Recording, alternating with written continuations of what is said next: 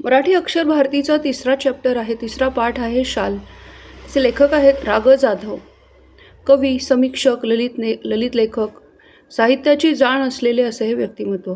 शालीभोवती असलेल्या लेखकाच्या आठवणी या पाठातून व्यक्त झाल्या आहेत. शाल ही प्रतिकात्मक आहे. शालीमुळे येणाऱ्या शालीनतेचा संदर्भ आपल्याला अंतर्मुख करणारा आहे. पाठातील औदार्याचे उदाहरण, औदार्य म्हणजे दानशूरपणा, हे माणसाची संवेदनशीलता जपणारे आहे. वस्तूंच्या संदर्भातील आठवणींचे मोल महत्त्वाचे असते.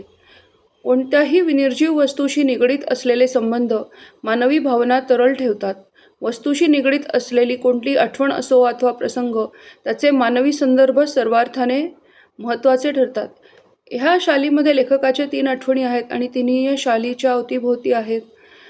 शाल म्हणजे केवळ एक थंडीपासून वाचवण्याचं वस्त्र आहे आणि त्याचबरोबर ते एक मानाचं वस्त्र देखील आहे. परंतु पुष्कळदा औपचारिकतेचा अतिरेक होतो आणि जर कोणी माणूस प्रसिद्ध झाला तर त्याच्याकडे त्या प्रतिकात्मक असलेल्या शाली अतिशय अनावश्यकपणे साठत राहतात आणि त्याला तिचं काय करावं ते अजिबात कळत नाही. अशी एक आठवण आहे. त्याचप्रमाणे याच्यात पु ल देशपांडे यांची एक आठवण आलेली आहे आणि नारायण सुर्वे यांच्याशी एक संवाद तो देखील आलेला आहे. नारायण सुर्वे यांची अजून एक कविता आपल्याला पुढे येणार आहे. 2 दिवस, अतिशय उत्तम अशी ती कविता आहे. तर आपण पहिल्यांदा पु ल देशपांडे यांच्याबद्दलची आठवण बघू. पु ल देशपांडे म्हणजे महाराष्ट्राचं अतिशय लाडकं असं व्यक्तिमत्व आहे आणि पु ल देशपांडे यांच्या सुविद्य पत्नी सुनीताबाई, त्यांच्या संदर्भातली ही आठवण आहे. पहिली आठवण आहे तेव्हा लेखक हे कुठल्या तरी निमित्ताने पु ल देशपांडे यांच्याकडे गेलेले असताना त्यावेळची आठवण आहे. एकदा मी पु ल देशपांडे यांच्याकडे काही एक निमित्ताने गेलो होतो. काम झाल्यावर मी निघण्याच्या बेतात होतो. तेवढ्यात सुनीताबाईंनी मला थांबवले व विचारले, तुम्हाला शाल दिली तर चालेल का? मी एका पायावर हो म्हटले. पु ल व सुनीताबाई यांनी मला शाल द्यावी हा मला मोठा गौरव वाटला. ती शाल मी माझ्या खोलीतल्या सूटकेसमध्ये ठेवून दिली, वापरली मात्र कधीच नाही. त्यानंतर लेखकाच्या एका फेजमधलं, लाईफच्या एका दुसऱ्या खंडामधलं एक प्रकरण मध्ये त्याला आठवण येते. ती पण शालीच्या संदर्भातली आहे. 1970 ते 1990 या काळामध्ये विश्वकोशाच्या संपादनामध्ये श्री राग जाधव यांचा सहभाग होता, लेखकाचा सहभाग होता. पुढे वाईला विश्वकोशाचा अध्यक्ष म्हणून सहभाग होता. पुढे वाईला विश्वकोशाचा अध्यक्ष म्हणून मी गेलो. तिथे नदीकाठच्या प्राज्ञ पाठशाळेच्या खोलीत मी राहत असे. खोलीच्या दक्षिणेकडील खिडक्या कृष्णा नदीच्या चिंचोळ्या प्रवाहावर होत्या. थंडीच्या दिवसात एक बाई माझ्या खिडकीखालील घाटाच्या छोट्या तटावर तिचे मूल एका टोपलीत ठेवून मासे पकडण्याच्या उद्योगात होती. तिचे बाळ कडाक्याच्या थंडीने कुडकुडत होते, पण आई तिकडे बघतही नव्हती. मला मात्र राहुले नाही. मी सुटकेसमधील पुलकित शाल काढली, 5-50 रुपयांच्या नोटा काढल्या व त्या बाईला हाक मारली. खिडकीतून ते सर्व खाली दिले आणि म्हटले, त्या बाळाला आधी शालीत गुंडाळ आणि मग मासे मारत बैस. या घटनेची ऊब पुलकित शालीच्या उभेपेक्षा अधिक होती. हे वाक्य संदर्भाचे स्पष्टीकरणाला येत असतं की घटनेची ऊब पुलकित शालीच्या उभेपेक्षा अधिक कशी. त्यांना पुलंची शाल आहे, त्याला त्यांनी पुलकित असं एक अलंकारिक नाव दिलेलं आहे. कविवर्य नारायण सुर्वे खूप सभा संमेलने गाजवत. आता ही अजून एक आठवण येते. कविवर्य नारायण सुर्वे खूप सभा संमेलने गाजवत. पुढे ते साहित्य संमेलनाचे अध्यक्षही झाले. परिणामतः त्यांच्या कार्यक्रमांना अहोरात्र भरतीच असे. प्रत्येक कार्यक्रमात सन्मानाची शाल व श्रीफळ त्यांना मिळत राही. एकदा ते मला म्हणाले, या शाली घेऊन मी आता शालीन बनू लागलो आहे.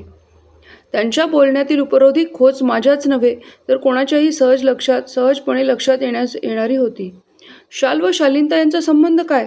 खरे तर खरीखुरी शालीनता शाली विनाच शोभते. सुर्वे मुळातच शालीन. खरीखुरी शालीनता शाली विनाच शोभते याचं संदर्भाचे स्पष्टीकरण येऊ शकतं. सुर्वे मुळातच शालीन. शालींच्या वर्षावाखाली त्यांची शालीनता कधी हरवली नाही, कधी क्षीणही झाली नाही. मी कविवर्यांना म्हटले, शालीमुळे शालीनता येत असेल तर मी कर्जबाजारी होईन, भिकेला लागेन, पण शेकडो शाली खरेदी करून सर्वांना एक शाल देऊन लगेचच नेऊन देईन. यावर तो शालीन कवी मनापासून हसला. शालीमुळे शालीनता येते की जाते? या प्रश्नाचे माझे उत्तर जाते असेच आहे. सन्मान करण्याच्या रूपाने आपण खरे तर एक शालीन जग गमावून बसण्याचाच मोठा धोका आहे.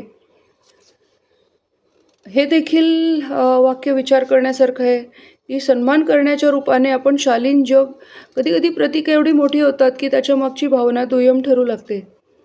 मी 2004 साली साहित्य संमेलनाचा बिनविरोध अध्यक्ष झालो. आता ही 2004 सालची आठवण आहे. तेव्हा श्री राघव जाधव हे मराठी साहित्य संमेलनाचे अध्यक्ष झाले आणि ते देखील बिनविरोध. मोठे लेखक. तत्कालीन 1-2 वर्षात माझ्यावर शालींचा वर्षाव झाला. इतक्या शाली जमत गेल्या की 8x6च्या खोलीत त्यांना ठेवणे शक्य नव्हते. 8x6च्या खोलीमध्ये इतक्या शाली त्यांच्याकडे जमल्या, इतक्या सन्मानदर्शक शाली त्यांना मिळाल्या की त्यांच्या खोलीमध्ये त्यांना ठेवणं शक्यच नव्हतं.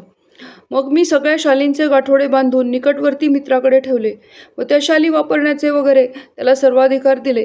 बिचारा अति प्रामाणिक. त्याच्याही छोट्या खोलीत त्याने ते सांभाळले. हळूहळू मी सगळ्या शाली वाटून टाकल्या गरीब श्रमिकांना, त्यांना त्याची अधिक गरज असेल. आता अजून याच्यामध्ये अजून एक आठवण आलेली आहे. या सुमारास मी शनिवार पेठेतील ओंकारेश्वर मंदिराच्या पुलावर बहुधा रोज संध्याकाळी जात असे. ओंकारेश्वर मंदिर पुण्यामध्ये आहे.